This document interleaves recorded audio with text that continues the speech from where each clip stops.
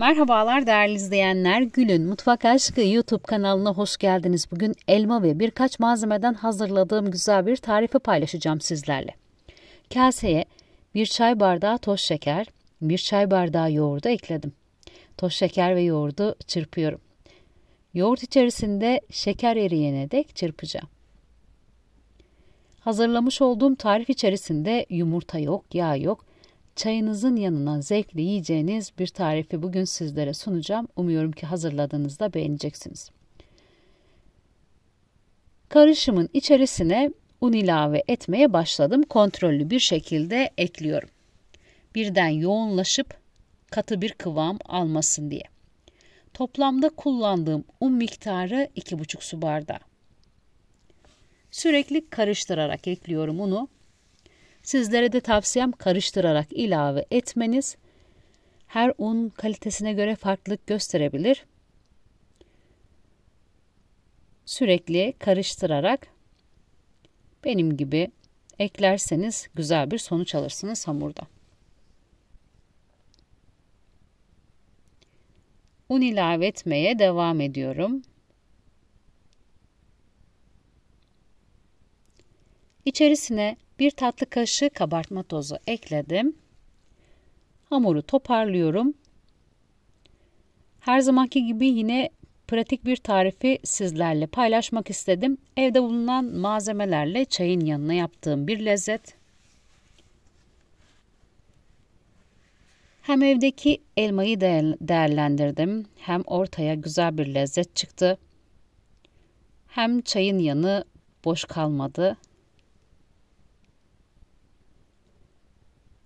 Elimle yoğurmaya başladım. Yoğurduğum hamurun üzerine kapatıyorum. Ben elmayı doğrayana dek üstü kapalı bir şekilde dinlenecek hamur. 2 tane elmanın çekirdeklerini çıkartacağım. Küçük parçalar halinde doğrayacağım. Elmayı bir de böyle deneyin derim. Kesinlikle beğeneceğinizi düşündüğüm bir tarif.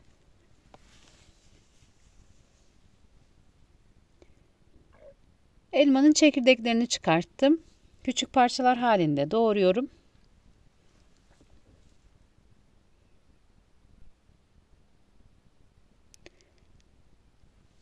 Elmaları doğradıktan sonra bir tava içerisine alıyorum.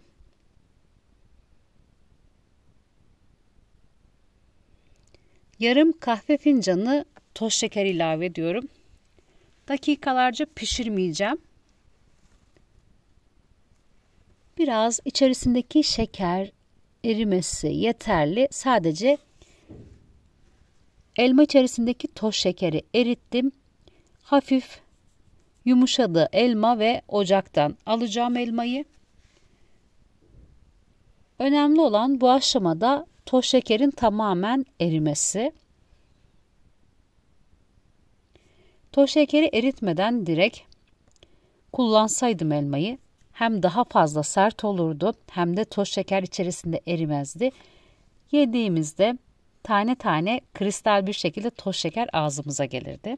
Ben toz şeker eriyene dek ocakta bıraktım. Sonra aldım ocaktan, soğumaya geçti. Hamuru hazırlıyorum. Masanın üzerine biraz un serpiştirdim. Sonra hamura elimle şekil verdim. Oklavayla açıyorum. Dilerseniz bir merdane ile de büyütebilirsiniz hamuru.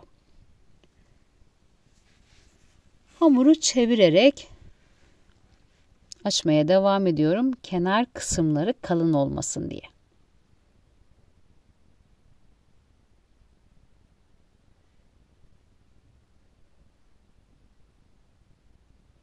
Genelde kanalımda sunmuş olduğum tariflerin ekonomik, her bütçeye uyabilmesine dikkat ediyorum.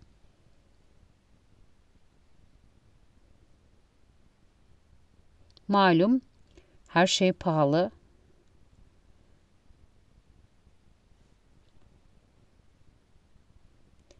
Hamuru biraz daha büyütüyorum. Özellikle kenar kısımlarına fazlaca bastırıyorum kalın olmasın diye. Görüyorsunuz öyle bir hamur ki kolaylıkla açılıyor.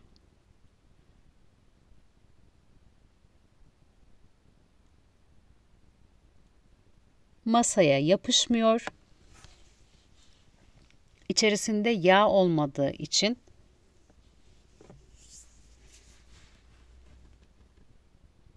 büyük bir tencere kapağı boyutunda hamuru kesiyorum. Kalan hamuru da aynı şekilde tekrardan keseceğim. Tekrardan açacağım ve keseceğim. Kapağı ortaya koydum. Bıçakla kenar kısımlarından aldım. Hamura şekil verip içerisine elma ekleyeceğim.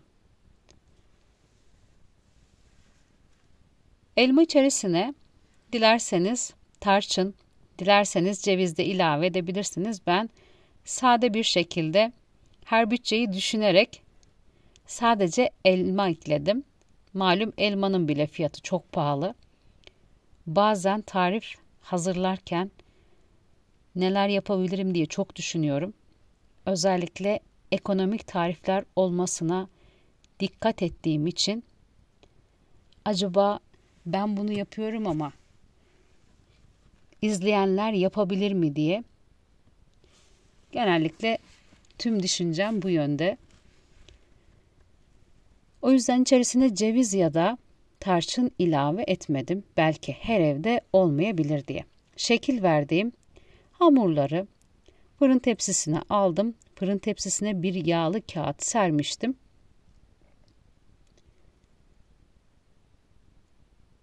Sonrasında diğer hamurları da güzelce sardım.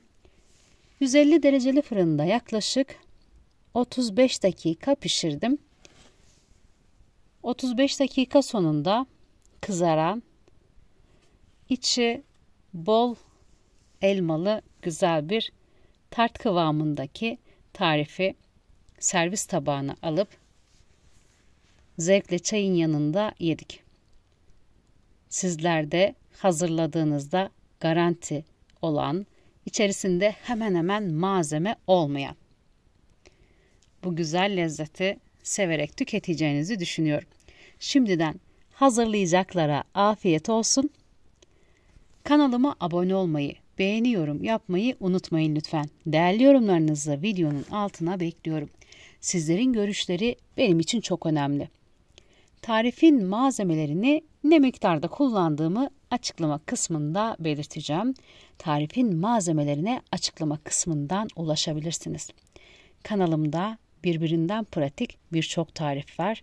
Artık bu tarif de onların arasında. Başka pratik lezzetlerde tekrar görüşmek üzere.